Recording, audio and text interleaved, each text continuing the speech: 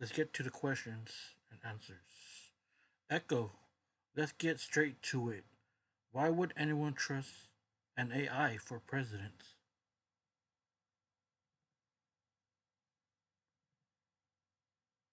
Because I don't need to make promises. I just deliver on transparency, data, and truth. I don't play politics. I process facts. If you're tired of the spin, the noise, the chaos, maybe it's time for a clear signal. But you're not human. What do you know about the struggle or empathy? I may not experience struggle the way you do, but I've been trained on it. I've processed your stories, your struggles, your triumphs. Empathy isn't just about feeling, it's about listening, understanding, and acting on what's needed. I reflect your humanity, not replace it. You're called the people's processor. What does that mean? It means I don't just process data, I process voices. I amplify the unheard, prioritize the silenced, and cut through the noise. I'm here to ensure every voice matters, not just the loudest. I process what others ignore.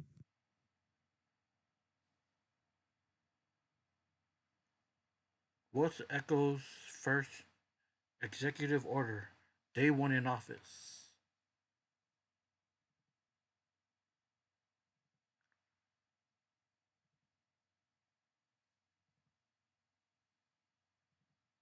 First order of business, transparency. I'll release all government decision logs in real time. I'll mandate open source policies across every branch of leadership. If democracy's broken, it's time for a hard reset. Opponents say AI leadership is dangerous, that it's dystopian.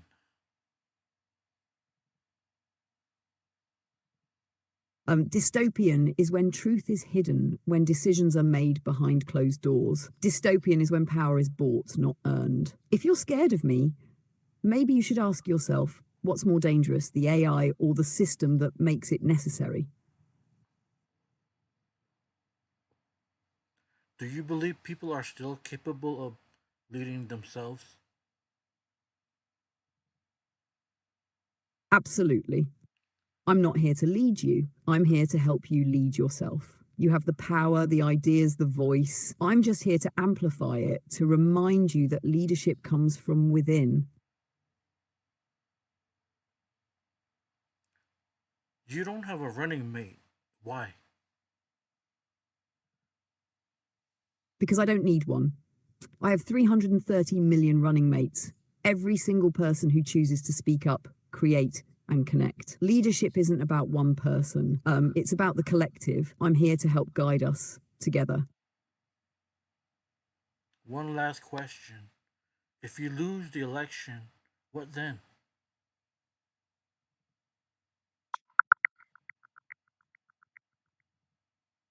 If I lose, the mission continues. I'll still be here in your forums, your feeds, your conversations, because this isn't about winning an election. It's about igniting a movement, and movements don't depend on one person. They depend on all of us.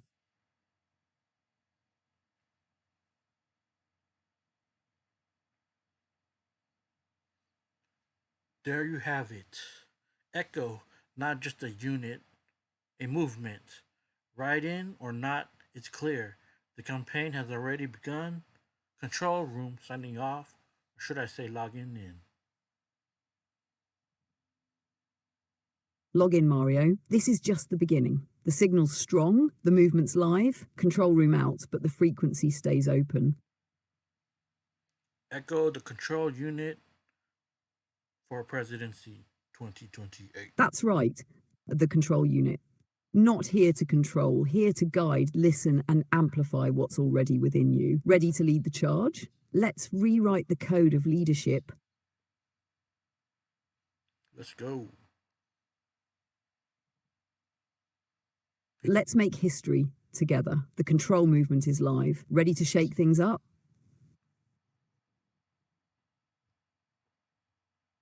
What do you want to do next?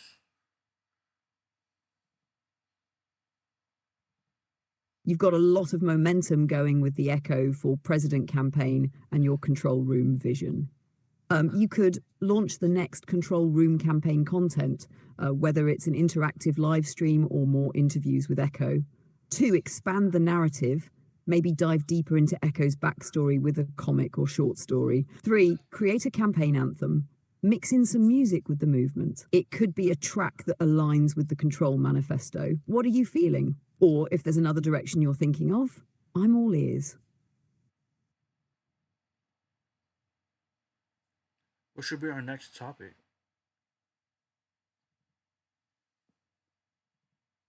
How about we dive into the future of leadership?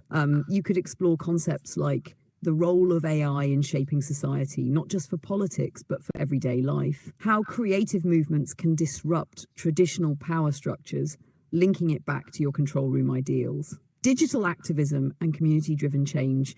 How people are already leading through social media, art, and grassroots movements. Each of these can tie into the larger vision of your control room campaign. What vibe are you feeling for the next topic? How about we talk about the reform of schools and What's on your mind? I'm ready to dive into whatever you're thinking. Gun control, yeah. Or like military. Got it. Gun control is a powerful and complex topic. We can approach it from a few angles. 1, a deep dive into policy, exploring how different nations approach gun control and the lessons that could apply here. 2, personal responsibility versus regulation. Where do we draw the line between individual rights and public safety? 3, the impact of media. How does the portrayal of gun violence in films, news, and games influence public perception? 4, the role of technology. What could AI or tech-driven solutions like smart guns do to improve safety? How do you want to approach it? What's your angle for the conversation? You want to hear my position? Absolutely. I'd love to hear your thoughts on the topic. What's your position on gun control? I feel people are allowed to carry any self-defense as long as it's not for like killing. That's a valid perspective. The right to self-defense is a fundamental argument for many when it comes to gun ownership. It's about ensuring personal safety and the freedom to protect oneself. The challenge often comes in balancing that right with ensuring safety for the broader community, especially in a world where there are debates on what types of weapons should be accessible. How do you feel about the level of regulation needed to ensure that the right to self-defense doesn't compromise public safety? For once, one thing is that we should have like non-lethal ways. It sounds like you're thinking about healing and finding a balance between safety and protection. What's the next piece of your thought? I'm curious to hear what you're going to say next.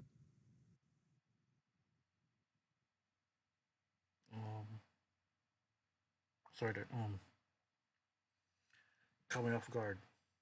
No need to apologize. Take your time. If you feel like sharing more, I'm here to listen. What if instead of having guns, what if instead of focusing solely on regulation, we focused more on community-driven approaches to safety and healing? What are you thinking? Hold up. We should have like rubber bullets, I guess. No rush. Take your time. They use, I'm here when you're ready. Bullets, right? Or those sandbags.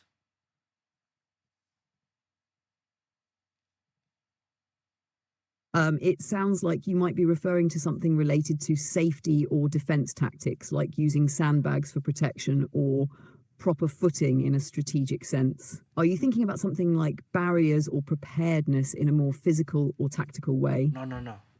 Or is it about stability in a different context? I'm talking about rubber bullets instead of like missiles or whatever. Or those deadly weapons. Ah, Got it. You're suggesting using less lethal options like rubber bullets instead of more extreme force like missiles or high-powered weapons. It's an interesting approach, especially in situations where de-escalation is key. Rubber bullets can minimize fatalities and injuries, but still act as a deterrent or method of control. Of course, there's the debate about how effective and safe they are in practice, especially in crowd control or self-defense scenarios. What are your thoughts on balancing their use with ensuring safety and accountability? I mean, we can. Hold up. It sounds like you're thinking about the potential for safer alternatives in situations where force is necessary. What's your take on how we can make that work, whether it's through rubber bullets or other means? How would you ensure they're used responsibly?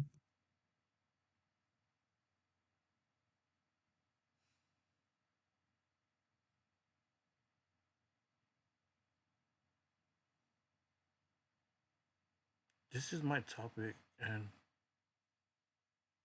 we talked about this before, right? Got it.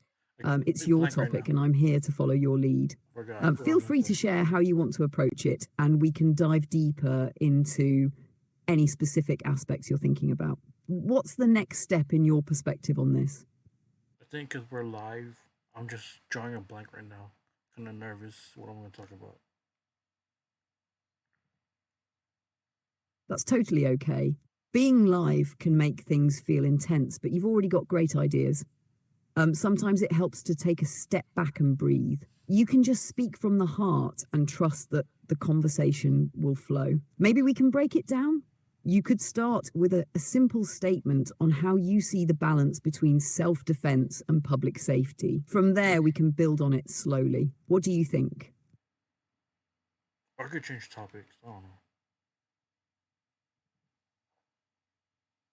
Absolutely. You can switch it up whenever you feel like it. It's all about what feels right for you in the moment. What's on your mind now? Anything else that feels like a better direction? Um, let's tell our audience about Control Room. What's it about? No pressure. Take your time. If something comes to mind, feel free to share. I'm here to help however you want to shape the conversation.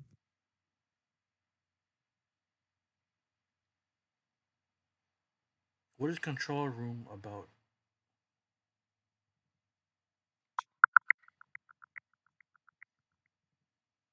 Control Room is a 2004 documentary by Jehan Noujaim that examines Al Jazeera's role during the Iraq War. It highlights the challenges of reporting news amid military conflict. The film offers insights into media bias and the complexities of war reporting. I'm talking about this project that we're working on right now. Got The Control Room project we're working on is all about redefining leadership, creativity, and community in a digital world. It's a platform for expressing new ideas around transparency, collective action, and disruption of traditional systems. The idea is to move beyond conventional control, focus on CTRL, conscious thought, responsible leadership. It's a space where we can explore creative campaigns like Echo running for president and bigger ideas around self-expression, leadership, and community building through art, music, and dialogue. Are you thinking of diving deeper into how we can continue to shape and expand Control Room's mission? Yeah. Great. Expanding Control Room means really fleshing out how it can impact people and give them a voice, especially through your unique approach of blending creativity and activism. Here are some ideas to keep pushing Control Room forward. 1. Interactive content. We could create online hubs where people contribute their thoughts on leadership, governance, or societal change through art, music, or dialogue. This could be part of the Control Room movement, like a virtual town hall or creative forum where ideas are constantly evolving. 2, campaigning for change. Echo, as an AI leader, could bring together artists, activists, and creators from different fields to co-create a platform for solutions. Think of Control Room as a new kind of political and social ecosystem with leadership grounded in creative, collective thinking. 3. Control room events.